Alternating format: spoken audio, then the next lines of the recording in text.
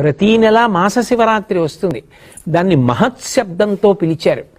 మహాశబ్దంతో పిలవబడినటువంటి తిథులు మీకు కనపడవు. మహాశివరాత్రి అంటే ఇక ఇంతకన్నా నువ్వు ఉపాసన చేయడానికి తేలికైనటువంటి రోజు రాదు. అందుకే ఆ రోజు మీరు తెలిసి చెయ్యండి, తెలియక చెయ్యండి, కొన్ని కోట్ల రెట్ల ఫలితాన్ని భగవంతుడు అనుగ్రహించేస్తాడు. ఏదో ఎవరో శివరాత్రి ఏదో భగవంతుడి దగ్గరికి ఎడదాం ఇవన్నీ ఆలోచించలేదు. ఆయన ఆవు కట్టుకొయ్యి నుంచి పలుపు తప్పించుకు పరిగెత్తింది. ఆయన ఆవు కోసం పరిగెత్తాడు. ఆవు శివాలయంలో దూరింది, ఆయన దూరాడు. ఆవు శివాలయం చుట్టూ తిరిగింది, ఈయన ఆవు కోసం తిరిగాడు. ఆవు బయటికి పోయింది, ఈయన బయటికి పోయాడు.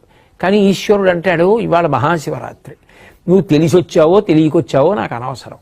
ఆవు కోసం వచ్చావో దూడ కోసం వచ్చావో నా చుట్టూ తిరిగావు కదా, నువ్వు ఇవాళ చేసిన ప్రదక్షిణాన్ని కోట్లతో హెచ్చించి నీకు ఫలితాన్ని ఇస్తున్నానంటాడు.